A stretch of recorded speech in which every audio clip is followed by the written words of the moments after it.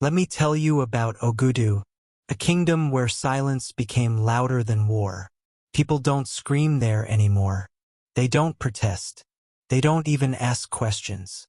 Because in Ogudu, people don't always disappear with noise. Sometimes they just vanish, and life continues like nothing happened. And the most disturbing part? Nobody even asks why. Chief Baroka now controls everything. Every street, every voice, every movement. Fear has become normal life. But far away from all of this, something forgotten is beginning to wake up. A young warrior named Zawadi has been training outside Ogudu for years. Strong, disciplined, focused, but deep inside her, something has never felt complete. She keeps seeing dreams she cannot explain. Fire, a collapsing palace, voices calling her from somewhere she doesn't remember. One day, an old trader looks at her wrist and freezes. He whispers something that changes everything. That mark belongs to Ogudu's lost royal bloodline. Zawadi denies it immediately. She doesn't believe it. She can't. But something inside her reacts, like her body remembers what her mind refuses to accept. And that's when she returns to Ogudu. But the moment she steps inside the kingdom, she knows something is wrong. Everything is controlled. Everything is watched. People don't look up. They don't speak freely. Even eye contact feels dangerous. It doesn't feel like a kingdom anymore. It feels like a place that forgot how to breathe. Then something small happens, but it changes everything.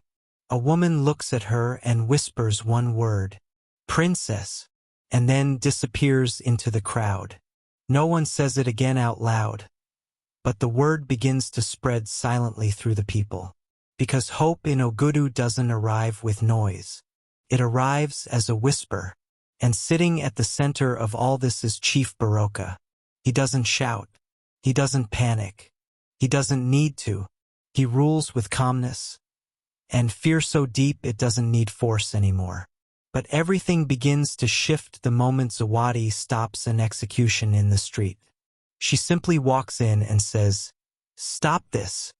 And for the first time in years, soldiers hesitate. Just for a moment. But that moment is enough to break something. People begin to gather.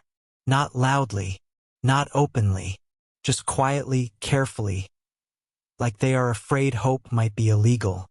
But there is a problem.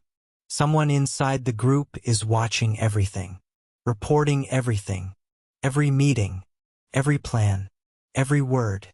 And then it happens. At night, the camp is attacked.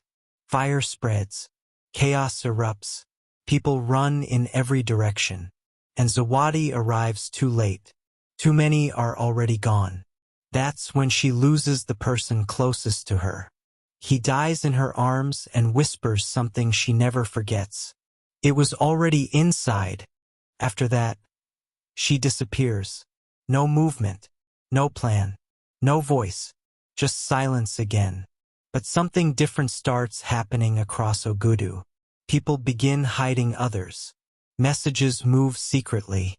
Fear starts cracking in small places. Then one night, drums are heard again. Soft at first, then louder. And for the first time in years, Ogudu reacts. But Chief Baroka responds immediately. Villages are punished. Entire communities are destroyed. Fear is forced back into place. And just when it feels like everything is lost, Zawadi is captured. The rebellion collapses. Silence returns. But in captivity, she learns the truth. Her father was not defeated in battle. He was betrayed from inside the palace. That's where everything started. She escapes later, but she is no longer the same person. Something inside her has changed completely. And this time, when the people rise again, they don't wait. They don't hesitate. They move. Villages unite. Soldiers switch sides. The capital slowly becomes surrounded. Rain falls over the city on the night everything finally reaches its breaking point. Inside the palace, Baraka waits calmly, still confident, still watching, until Zawadi enters. No fear, no noise, just presence. He says to her, "You came for a dead kingdom," and she replies simply, "No." Then everything breaks. The system collapses. Control disappears. The palace falls. And Ogudu finally changes. Not with celebration, not with noise, but with something deeper. Because for the first time in a long time, the kingdom is no longer silent.